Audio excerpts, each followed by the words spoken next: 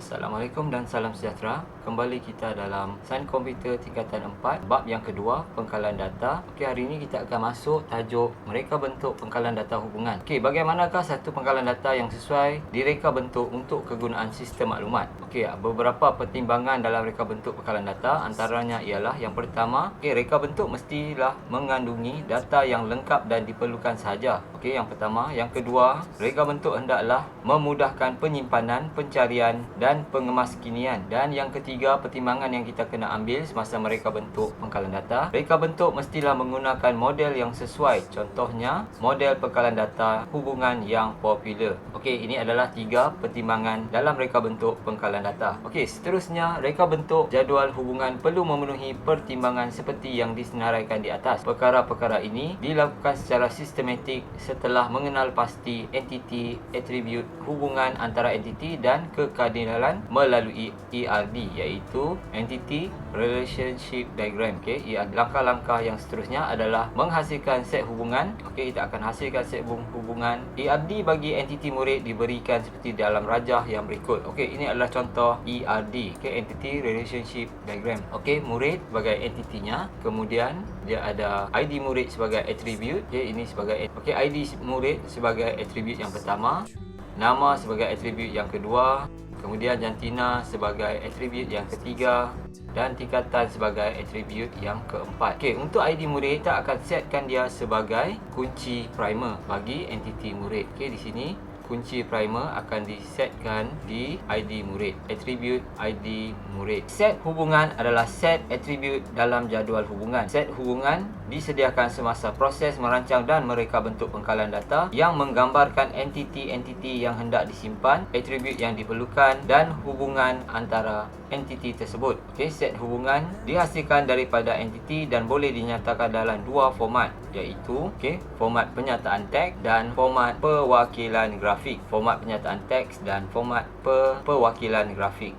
Okey, mari kita lihat di sebelah kanan. Okey, 3 jenis entiti. Okey, 3 jenis entiti iaitu entiti teguh. Yang pertama adalah entiti teguh, yang kedua adalah entiti lemah dan yang ketiga adalah entiti bersama. Okey, apakah tiga entiti ini? Okey, untuk entiti teguh, entiti ini wujud dengan tidak bergantung kepada entiti yang lain. Okey, dia wujud secara sendiri, tidak bergantung kepada entiti yang lain. Manakala entiti lemah adalah entiti yang bergantung kepada entiti yang sama jenis yang lain. Manakala entiti yang bersama, entiti bersama, entiti yang terjadi bersama dengan satu atau banyak jenis entiti yang lain. Itu adalah 3 jenis entiti. Seterusnya kita sambung 2 format set hubungan yang tadi. Okey, kita sambung dengan set hubungan yang dihasilkan daripada ERD yang boleh dinyatakan dalam 2 format, iaitu yang pertama format penyataan teks. Untuk yang pertama, format penyataan teks. Contoh formatnya, nama entiti, atribut yang pertama, KP ini adalah kunci primer. KP ini adalah penerangan untuk kunci primer, atribut 2 sehingga atribut N. Contoh murid bagi nama entiti, ID murid iaitu kunci primer bagi jadual ini, nama, jantina dan tingkatan. Penyataan teks mudah untuk dihasilkan. Nama entiti ditulis kemudian diikuti dengan kurungan. Diikuti dengan kurungan ini. Dalam kurungan, atribut-atribut entiti tersebut akan ditulis. Atribut-atribut dia akan ditulis dalam kurungan tersebut. Atribut yang berfungsi sebagai kunci primer akan ditandakan dengan penambahan KP. Kunci primer seperti ini. Anda boleh lihat di sini. Di sini selepas ini dan ini, selepas nama atribut tersebut. Atribut yang berfungsi sebagai kunci asing pula akan ditandakan dengan menambah KA. Kunci asing. KA ini dia mewakili kunci asing kepada jadual tersebut. Contoh yang diberikan menunjukkan entiti murid yang mempunyai atribut ID murid, nama, jantina dan tingkatan. ID murid dipilih sebagai kunci primer kerana ID murid mewakili setiap baris rekod secara unik. Dia akan mewakili setiap rekod secara unik. Kita lihat yang kedua adalah perwakilan grafik. Perwakilan grafik adalah seperti ini. Nama entiti, atribut yang pertama yang memegang kunci primer, atribut yang kedua, atribut yang seterusnya sehingga atribut N. Okey, contoh murid, ID murid di dalam ini ada kunci primer, nama untuk atribut yang kedua dan jantina untuk atribut yang ketiga dan tingkatan untuk atribut yang keempat. Semua ada 4 atribut. Perwakilan grafik menggunakan jadual satu baris. Okey, nama entiti ditulis di atas baris jadual tersebut. Okey, atas baris jadual tersebut. Bilangan laju yang diperlukan bergantung kepada bilangan atribut. Kunci primer sama seperti perwakilan teks, iaitu kunci primer akan ditandakan dengan KP. Okey, kunci primer akan ditandakan dengan KP, manakala kunci asing akan ditandakan dengan KA. Okey, anda boleh perhatikan bahawa set hubungan mengandungi butiran yang sama dengan ERD. Okey, dia ada butiran yang sama dengan ERD. Raja berikut menunjukkan bagaimana ERD dapat diterjemahkan kepada set hubungan dengan mudah. Okey, raja ini bagaimana dia menunjukkan kita membuat perwakilan ERD kepada set hubungan. Okey, ERD kepada set hubungan. Mewakili, okey, ini adalah ERD kepada set hubungan. Okey, yang warna oranye ini adalah set hubungan. Okey, kita akan sambung dengan slide yang seterusnya. Okey, seterusnya, apakah peranan kedua-dua teknik dalam reka bentuk pengkalan data? Okey, antara ERD dan set hubungan, yang manakah lebih mudah disunting? Okey, untuk ERD dan set hubungan lebih sesuai digunakan untuk analisis yang melibatkan struktur entiti yang disusun banyak kali atau berulang kali. Okey, jadi yang lebih sesuai untuk digunakan adalah set hubungan kerana kita boleh sunting ia berulang kali. Okey, sunting itu maksudnya edit berulang kali. Ini boleh diedit berulang kali. Okey, kebergantungan, ada 3 jenis kebergantungan fungsi, iaitu fungsi penuh, fungsi separa dan fungsi transitif. Okey, kita tengok apa itu fungsi-fungsi tersebut. Okey, setiap atribut dalam jadual bergantung kepada atribut kunci primer. Okey, semuanya bergantung kepada kunci primer kerana kunci primer adalah unik dan boleh membezakan antara rekod-rekod dalam jadual murid, ataupun jadual murid. Sebagai contoh, dalam jadual murid, atribut seperti nama, jantina dan tingkatan bergantung kepada atribut kunci primer, iaitu ID murid. Menganalisis kebergantungan membolehkan satu jadual dipecahkan kepada kepada beberapa jadual hubungan yang lebih kecil untuk mengurangkan kelewahan data, duplikasi data tanpa menjejaskan integriti rujukan. Okey, proses ini disebut penormalan. Okey, dia dipanggil sebagai penormalan. Okey, yang ini penting. Okey, sebagai penormalan. Okey, yang ini penting sebagai penormalan dan memahami konsep kebergantungan amat penting untuk proses ini. Okey, Raja 2.8 menunjukkan jenis kebergantungan. Okey, tadi ada 3 jenis yang saya sebutkan, iaitu yang pertama kebergantungan penuh. Okey, fungsi penuh kita lihat di sini. Okey, yang pertama adalah kebergantungan fungsi penuh. Okey, yang kedua kebergantungan fungsi separa dan kebergantungan fungsi transitif. Okey, kita tengok kebergantungan fungsi penuh berlaku apabila atribut bergantung sepenuhnya kepada kesemua kunci dalam jadual. Jika ada kunci asing dan kunci primer, atribut bergantung kepada kedua kunci tersebut. Untuk yang kebergantungan fungsi separa, ia berlaku apabila atribut bergantung kepada salah satu, sama ada kunci asing ataupun yang kedua adalah kunci primer. Okey, salah satu. Okey, salah satu daripada kunci ini. Okey, salah satu daripada kunci ini. Dan yang ketiga adalah kebergantungan fungsi transitif. Berlaku apabila atribut bergantung kepada atribut biasa yang lain di dalam jadual. Okey, dia hanya bergantung kepada atribut biasa, bukan kunci primer, kunci asing. Okey, bukan kunci primer atau kunci asing. Okey, untuk seterusnya, untuk memahami dengan lebih lanjut, pertimbangkan contoh dalam Rajah 2.3. Okey, rajah di bawah ini. Jadual ini adalah jadual pinjaman buku untuk merekod butiran murid yang meminjam buku, tarikh hantar buku tersebut dan tarikh hantar buku tersebut. Dalam jadual ini, atribut kod buku dan ID murid saja merupakan kunci primer. Okey, ada 2 kunci primer di sini, ID murid dan kod buku. Ada 2 kunci primer di sini. Okey, ini adalah contoh jadual. Anda boleh lihat contoh jadual. Okey, kita tengok kebergantungan fungsi sepenuh. Okey, kita tengok yang pertama. Okey, perhatikan bahawa atribut tarikh hantar bergantung kepada dua kunci primer iaitu kod buku dan ID murid. Sekiranya tiada salah satu kunci primer, tarikh hantar buku tidak dapat ditentukan. Okey, jika tiada salah satu daripada kunci primer ini, tarikh hantar tidak dapat ditentukan. Kerana bila ada kod buku saja, kita tak tahu siapa yang pinjam buku tersebut. Jika kita tengok daripada ID murid saja, kita tak tahu buku apa yang dipinjamnya. Jadi kedua-duanya ni perlu untuk mewujudkan atribut tarikh hantar. Okey, jadi tarikh hantar mempunyai kebergantungan fungsi sepenuh kepada kedua-dua kunci primer. Okey, ini yang pertama. Okey, kita lihat pula yang kedua, kebergantungan fungsi separa. Perhatikan bahawa rajah 2.36 atribut nama buku bergantung kepada kod buku sahaja dan bukan kedua-dua kod buku dan ID murid. Okey, jadi nama buku mempunyai kebergantungan fungsi separa kepada kod buku. Okey, nama buku ia tidak bergantung kepada ID murid, tetapi nama buku hanya bergantung kepada kod buku saja. Jadi ini adalah kebergantungan separa. Okey, kebergantungan separa. Kerana dengan adanya kod buku, kita boleh tahu nama buku tersebut. Dengan adanya nama buku tersebut, kita perlu mengetahui kod bukunya. Okey, ID murid tidak terlibat dalam atribut nama buku. Okey, ID murid tidak terlibat dengan atribut nama buku. Ini adalah contoh kebergantungan fungsi separa. Okey, manakala fungsi kebergantungan yang ketiga adalah kebergantungan fungsi transitif. Okey, kebergantungan fungsi transitif ialah kebergantungan yang tidak melibatkan mana-mana kunci. Okey, mana-mana kunci primer di dalam jadual rajah 2.37. Jadi kebergantungan antara atribut nama murid dan atribut nombor telefon bimbit adalah jenis kebergantungan fungsi transitif. Okey, ini adalah atribut, ini juga bukan kunci primer, tetapi ini adalah atribut di dalam jadual rajah 2.37. Nama murid bergantung kepada nombor telefon. Okey, ataupun nombor telefon bergantung kepada nama murid. Tak ada kena-mengena dengan kunci primer di dalam jadual. Ini adalah contoh kebergantungan fungsi transitif antara kebergantungan antara atribut dan atribut. Okey, seterusnya kita akan masuk pada 2.2.5 proses penormalan data sehingga 3NF.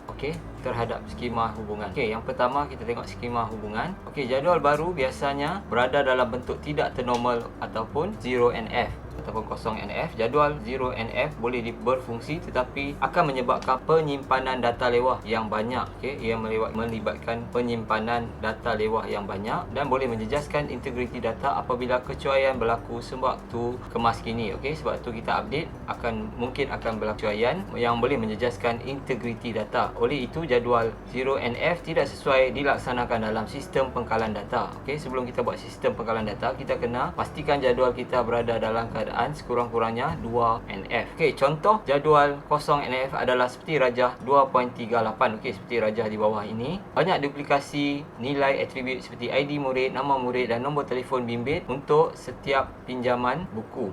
Dapat dilihat. Perhatikan juga bahawa lajur-lajur dalam 0NF adalah tidak otomik kerana terdapat gabungan atribut-atribut yang membentuk lajur. Lajur buku mengandungi gabungan lajur-lajur kod buku, nama buku dan pengarang. Kita lihat kita punya jadual. Kita lihat jadual kita. Jadual 0NF mempunyai banyak duplikasi nilai atribut. Duplikasi nilai atribut seperti kita boleh lihat di sini.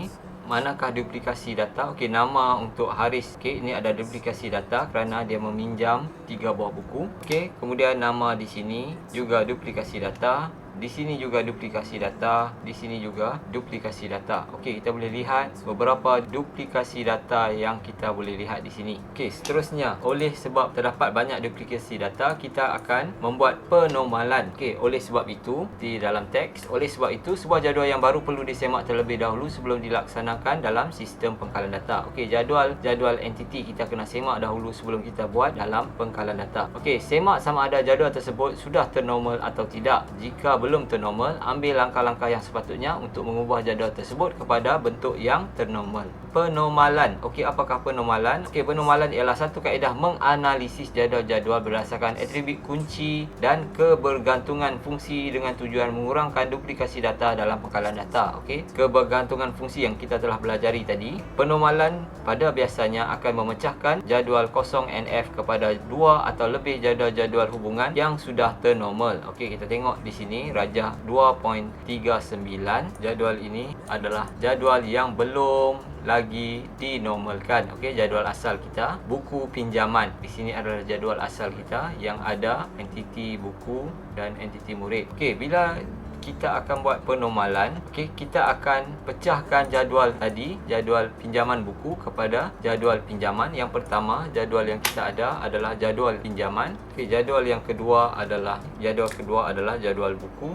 Jadual ketiga adalah jadual murid dan jadual keempat adalah jadual telefon. Okey, ada 4 jadual dan 4 atribut yang berbeza. Okey, 4 atribut yang berbeza. Okey, kita lihat ada 4 jadual iaitu 4 entiti yang berbeza. Okey, seterusnya kita tengok bagaimana kita menghasilkan normalisasi. Okey, kita tengok penormalan dilakukan secara sistematik dan berperingkat. Okey, apakah sistematik dan berperingkat? Kita akan menjalankan penormalan satu step demi satu step. Okey, langkah demi langkah. Okey, umumnya terdapat 3 bentuk penormalan. Okey, bentuk yang pertama iaitu peringkat yang pertama adalah 1NF, 2NF dan 3NF. Penormalan dibuat sehingga jadual mencapai sekurang-kurangnya 2NF ataupun yang akhir sekali adalah 3NF. Okey, ikuti langkah-langkah seperti berikut. Okey, langkah yang pertama kita akan menukarkan skema perhubungan 0NF kepada 1NF. Okey, yang penting kita kena tahu objektif adalah untuk memastikan lajur adalah automatik dan mempunyai kunci primer. Di sini ada 2 tujuan utama kita nak tukarkan skema hubungan 0NF kepada 1NF. Okey, untuk memastikan lajur jadual adalah atomik. Ini yang pertama dan mempunyai kunci primer. Langkah yang pertama untuk memastikan keatomikan data-data dengan menggunakan satu lajur untuk setiap satu atribut. Okey, satu lajur sahaja untuk setiap satu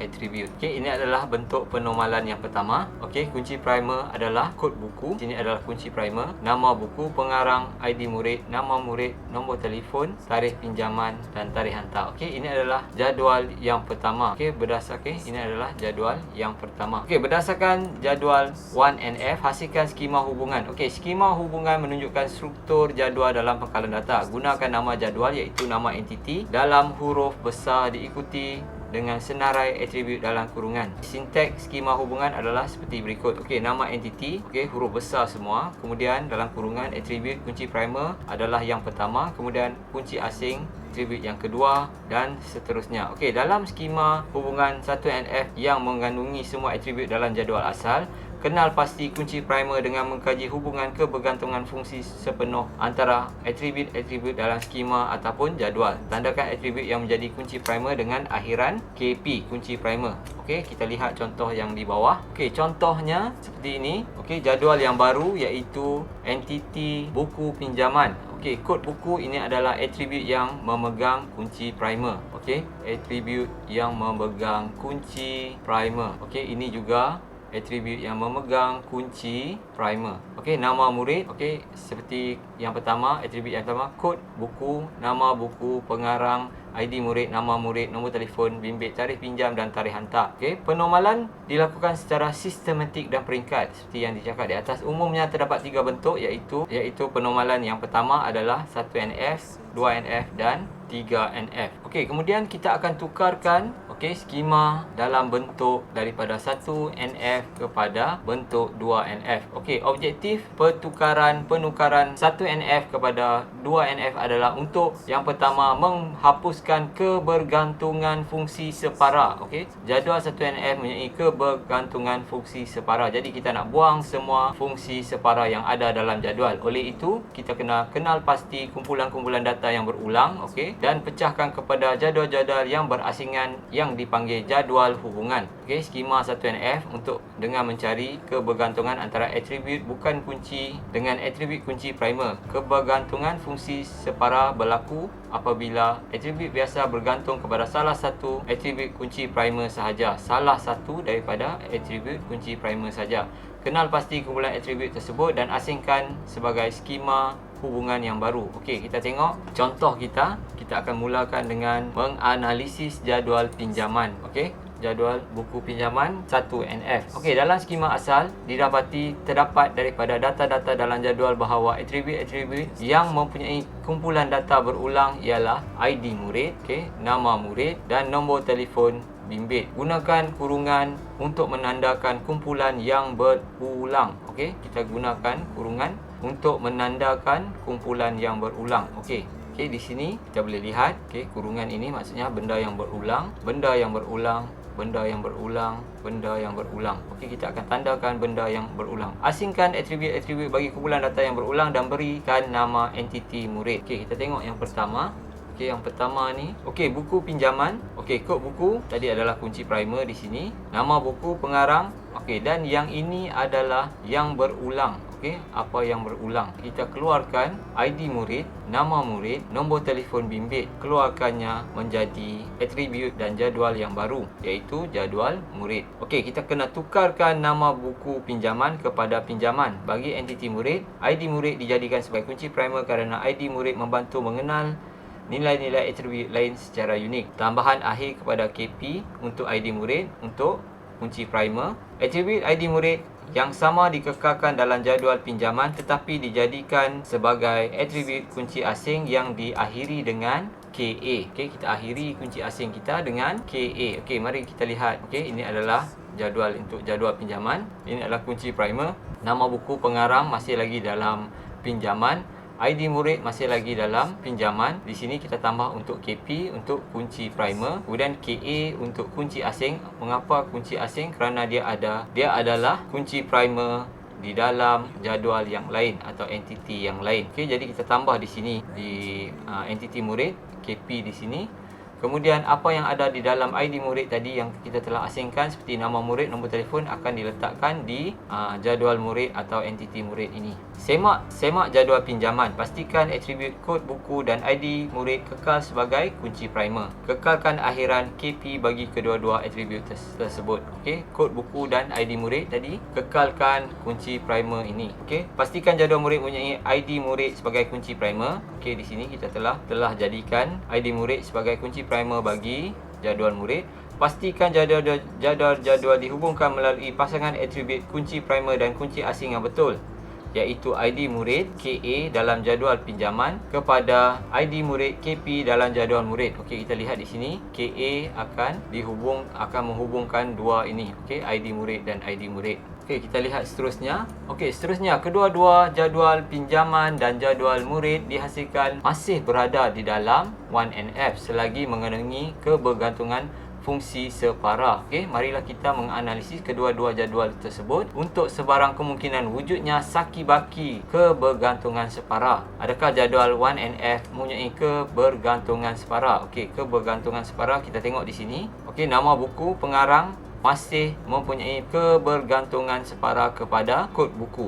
Okey, dalam jadual pinjaman, tarikh pinjaman dan tarikh hantar bergantung sepenuhnya kepada kedua-dua kunci primer, kod buku dan ID murid. Ini adalah kebergantungan penuh. Jadi tak ada masalah untuk yang pertama sebab dia masih kebergantungan penuh. Untuk yang ini penuh dan penuh. Okey, atribut nama buku dan pengarang bergantung kepada kunci primer kod buku sahaja. Jadi ini adalah kebergantungan separa walaupun ID murid adalah kunci primer. Oleh itu jadual pinjaman mempunyai kebergantungan fungsi antara nama buku dan pengarang dengan kod buku. Jadi masih ada di sini kebergantungan separa. Okey, oleh itu kumpulan atribut data yang mempunyai kebergantungan fungsi separa akan diasingkan dalam skema yang baru. Okey, diberikan nama entiti buku. Okey, kita akan pecahkan ini dan kita akan buat jadual yang baru. Okey, entiti buku mempunyai kod masih lagi dia menjadi kunci asing kepada pinjaman, jadual pinjaman kerana dia merupakan kunci primer di jadual entiti buku. Jadi kita akan buat seperti ini, kunci primer, kunci asing, dan ini akan dihilangkan kerana dia dah ada jadual yang baru. Kita semak pula jadual buku, atribut kod buku dijadikan primer. Okey, kod buku dijadikan kunci primer. Semak jadual pinjaman, atribut kod buku kekal sebagai kunci primer. Okey, pinjaman ni kod buku kekal sebagai kunci primer. Pada masa yang sama, kod buku juga menjadi kunci asing untuk menghubungkan jadual pinjaman kepada jadual buku. Okey, yang ini menjadi perhubung antara jadual pinjaman dan jadual buku. Tambahkan akhiran KA kepada kod buku dalam jadual pinjaman. Dalam jadual pinjaman ni kita akan tambahkan KA iaitu kunci asing supaya kita senang untuk mengetahui bahawa kod buku juga merupakan kunci primer bagi entiti jadual yang lain iaitu jadual buku. Okey, kita teruskan. Semak kedua-dua jadual untuk kewujudan lain kebergantungan fungsi separa. Jika tidak, maka jadual pinjaman dan jadual buku sudah menjadi jadual 2NF. Okey, sudah menjadi 2NF. Okey, guna analisis yang sama ke atas jadual 1NF murid. Jadual murid tidak ada kebergantungan fungsi separa. Jadi, jadual murid sudah berada di dalam bentuk 2NF. Jadual murid tadi tak ada kebergantungan yang lain. Okey, hasil penormalan menghasilkan skema perhubungan jadual 2NF seperti berikut. Yang pertama, jadual pinjaman. Okey, jadual pinjaman. Yang kedua, jadual buku atau entiti yang kita gunakan sebagai entiti buku. Dan yang ketiga adalah jadual murid atau entiti murid, di mana kita telah mengasingkan dalam 2NF. Okey, kemudian kita akan tukarkan skema 2NF kepada 3NF. Okey, objektif penukarannya adalah untuk menghapuskan kebergantungan fungsi transitif. Okey, fungsi transitif adalah fungsi antara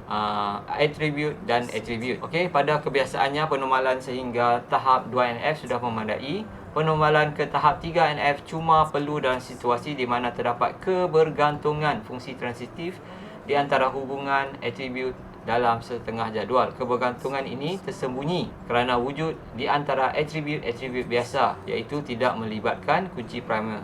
Biasanya ia dapat dikenal pasti dengan pengalaman penggunaan data-data. Okey, kita tengok jadual murid kita. Okey, jadual murid kita di sini ada pergantungan fungsi separa antara nombor telefon dan nama murid. Okey, jika diteliti, skema murid mempunyai 3 atribut iaitu ID murid, nama murid dan nombor telefon bimbit. ID murid adalah kunci primer dan oleh itu kedua-dua atribut nama murid dan nombor telefon bergantung kepada ID murid. Tetapi dalam masa yang sama, atribut nama murid turut bergantung kepada nombor telefon walaupun nombor telefon bukan kunci primer. Ini adalah pergantungan fungsi transitif. Okey, tanpa nama, nombor telefon tidak boleh wujud. Itu maksudnya.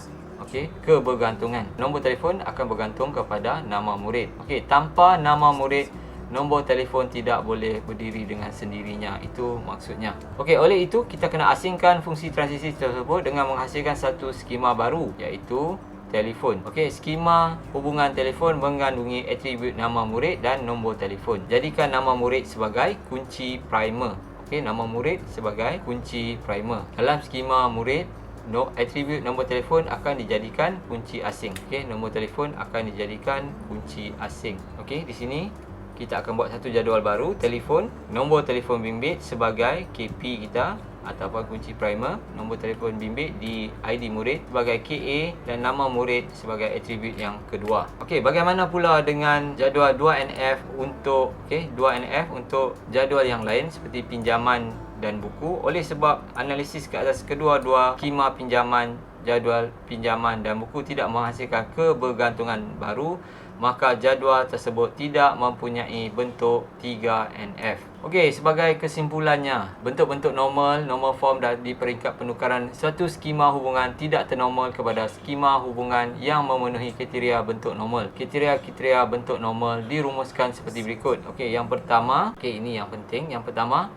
bentuk normal 1NF, objektifnya untuk memastikan lajur secara otomatik dan kita akan kenal pasti kunci primer. Okey, contoh seperti ini, kunci primer yang telah dikenal pasti. Okey, lajur adalah otomatik. Setiap satu atribut mempunyai satu lajur yang tersendiri.